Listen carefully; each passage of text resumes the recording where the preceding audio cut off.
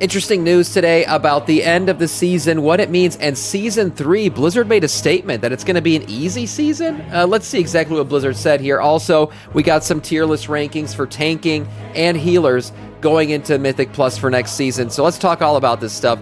Here we go. We're going to jump straight in.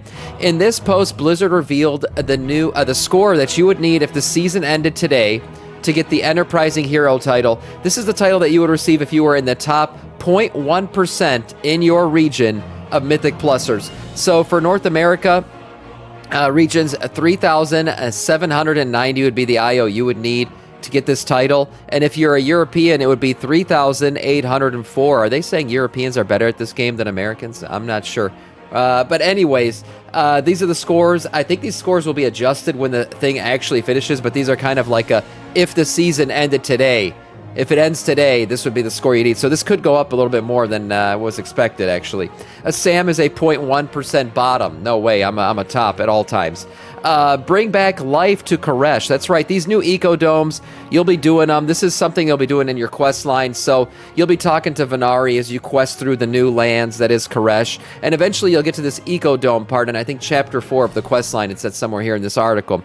Yeah, once you do, you'll be going back and forth between Azeroth and Koresh to fill these lands with new animals and stuff, right? The whole thing is repopulating the Ecodome.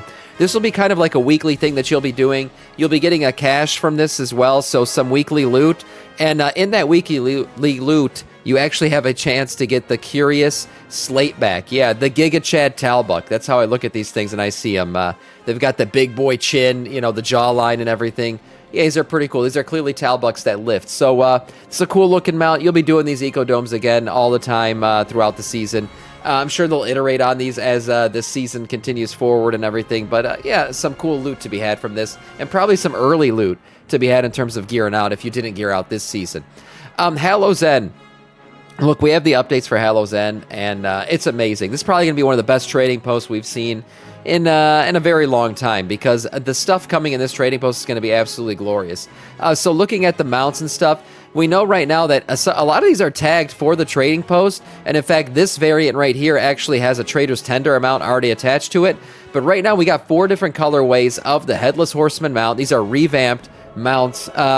And they look freaking amazing. I've talked about these before, and I've said that this looks great. Right now, they are all tagged for the trading post, which is kind of insane if they really put 4 color variants on the trading post all at once. You're going to need a lot of Trader's Tender for this. I'd imagine some of these, maybe this, classic color variant is going to be actually available from the boss itself. But as of right now, they're tagged for the trading post. Now, for this, we also see a new armor set that you'll be able to loot. These are not tagged for anything except, again, this whited out variant. This white variant is tagged for the trading post. The other 3 are not. Here we go, the classic colorway again. I mean, this armor set is going to be glorious for Transmog.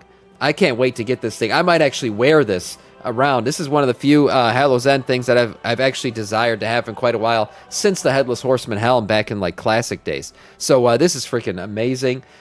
Good looking stuff. Also, really cool looking shields and stuff. Again, the white variant attached to the trading post, and the other ones, not sure where we'll be getting from just yet. And then a sword as well. We see a nice looking sword here. So, I mean, the Hallow's End event is shaping up to be probably one of the better holiday events we've seen in quite a while, giving us also one of the best trading posts we've seen in quite a while.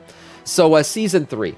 Blizzard made a statement yesterday in their blue post about Season 3 that's quite intriguing. So, first off, they increased the health of all mobs in their Season 3 dungeons by 10%. So that's a lot. Here we go. Creatures and dungeons increased by 10%. So that's kind of alarming. Like, why are we doing that? Well, it turns out players are doing more damage than expected, and they're kind of deleting mobs quicker than Blizzard would like. So they increased the health.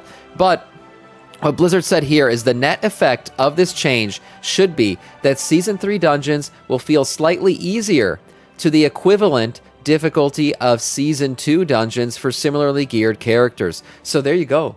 Blizzard calling it out themselves. They think Season 3 is going to be easier than Season 2. We all know Season 2 certainly was easier than Season 1. So I like where this is going. I like that, the fact that these seasons are tracking on to be easier. We all know Season 1 was a complete debacle because there was just so many annoying mechanics and difficulties about Season 1 that didn't need to be there. I think Blizzard got the memo back from Dragonflight Season 3, where we just like to see kind of an easy way to do dungeons, easy clears, things like that. And if you want to see difficulty, you can push your key up to plus 20, plus 22 by the end of the season if you really want some challenging content. But besides that, we just want to get our runs in and get these gear. So this is good to see. It has to be a banger. I think it's going to be. Season 1 delves were a nightmare before they fixed them. That too, yeah. So there were a lot of issues with Season 1 that I feel like Season 2 really took a step forward on. And it looks like those steps forward are going to continue with Season 3. With this statement from Blizzard, I'm excited to get in and start doing these dungeons in Season 3, which won't happen until a week after the patch launch. Don't forget, patch launches on August 5th. You'll be able to do plus zeros on all these dungeons, but you won't be able to do your actual Mythic Plus runs until the following week. So there you go. Top tanks and healers for Season 3. Let's get into this. We've got healer and tanking tier list. First off, let's check out the tanks. And yeah, of course. Of course, no surprise. I mean, honestly, no. Are we surprised that Vengeance Demon Hunter is considered S tier? The freaking face roll, I eat sand, and drink lead tanking spec? Yeah, of course. Yeah, there you go. They're S tier, as always. The surprise here a little bit maybe is Brewmaster Monk jumping up into S tier as well. We also see Prot Warrior finally making a comeback. I feel like Prot had a little bit of a difficulty last season. There we go. Prot Warrior in A+ tier. And then Protection Paladin, I feel like Prot Pally is always A or S tier. They're never lower than that. So Prot Paladin sitting here at A+. Then we got Guardian Druid at A, and then my boys, the Blood DKs.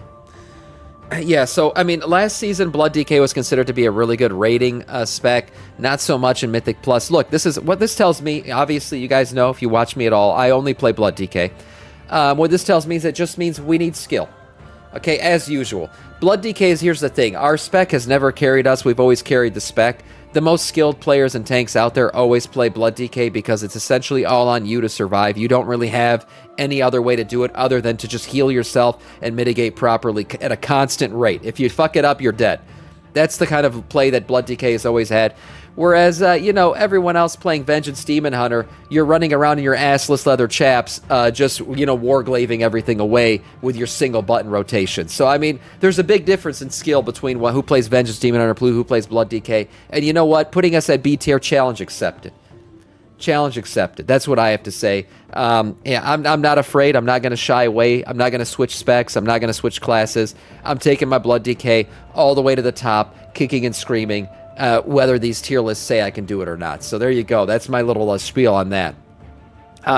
Besides that, we see healer.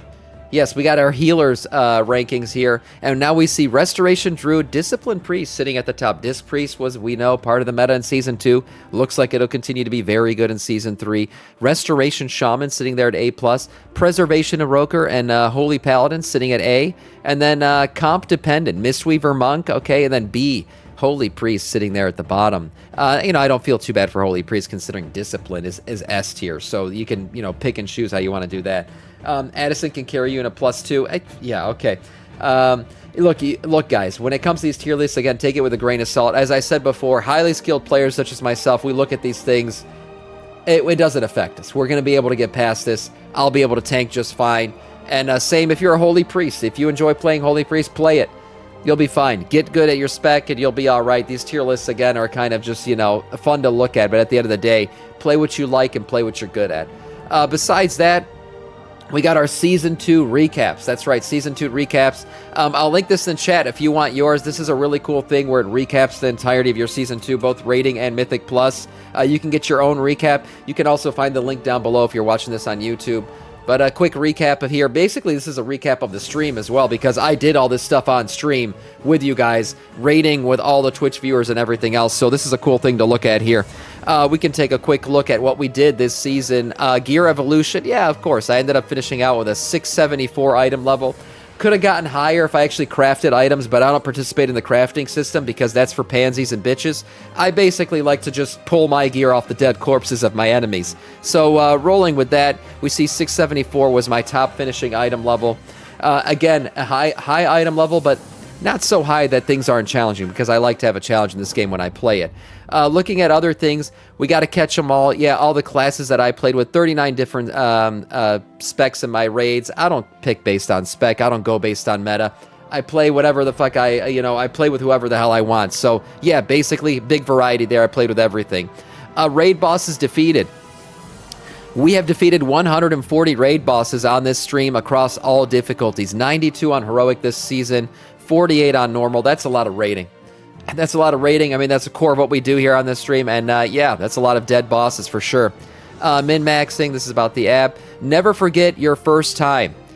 What bosses got the closest? Oh man, we died on a Rick Reaver pull at 0.18%. That's tough. And how many did we have to? 113 pulls on heroic Chrome King Gallywix before we finally got him down. That is painful. That is painful. But we did it nonetheless. We got AOTC this season, just like we do every season. And I think we eventually killed him another time or 2 more times after this. So good to see. Yeah, all these, this raid difficulty wasn't too bad, to be honest. I know we kind of fucked up here, but that's just because we couldn't master the mechanics worth of shit. Your raid progress duration. So here we go. How long did it take? 77 days. My God. 77 days to finally get heroic Chrome King Gallywix down. That's quite a lot of content there for stream. Looking at Mythic Plus progress, yeah, I didn't really start trying until May 27. Then I just started doing plus 10s after that. You know, again, I'm a man of the people, here to help the people. I was doing lower level keys until I finally decided, you know what, I want to get Keystone Master for the season. So there you go, plus 10s across the board at the very end. One Trick Death Knight. You guys think I'm lying when I say I only play Death Knight. There it is. I mean, I'm very proud of this, honestly. Look at it. Look at that. I don't need variety. I don't need to switch it up. I don't need to go with the meta. I am the fucking meta. Look at that shit. Number 1 class played and the only class played for me. Blood DK. Every day, all day. This will be the same for next season as well. Looking here, my top Mythic Plus comp. What group composition was played most often? We see Death Knight, Mistweaver Monk, Retribution Paladin, Sub-Titty Rogue. How does that compare to the most popular comps besides? It doesn't compare. It doesn't make any sense. Vengeance Demon Hunter, Disc Priest, Unholy DK, Balanced Druid, and Arcane Mage was your most played comp. And mine doesn't match that at all. Yeah, Rip Lust. Yeah, we don't need that. So, I just played. I don't give a shit about the meta. You just carry with whatever you got. That's how we roll. I played 3 Resto Druids. I think the double Ret Paladin is a pretty funny comp. Yeah, but that's what I guess we rolled with. The most run dungeons. Yeah, Floodgates, interestingly enough. I would have expected Rookery here for me. Which were the most successful? Yeah, Rookery was my most successful. I thought Rookery was an easy-ass run. It was actually the most run dungeon in the season as well. So we saw that on the numbers we were looking at yesterday, interestingly enough. And then my IO score, yeah, it went up for quite a bit and then kind of got flaccid there towards the end. Looking here, Mythic Plus buddies. Oh, all viewers. Look at that. We got Cadence, Thunderfreeze, Reckon, Tidewell, Amu, all you guys always in the stream. Yeah, of course, you'd be the ones that I probably run these the most with, interestingly enough. And then that's it. That's your recap. You could tweet these out. Again, I linked it down below in the video or in chat if you guys want to check that out. And that is all in terms of news.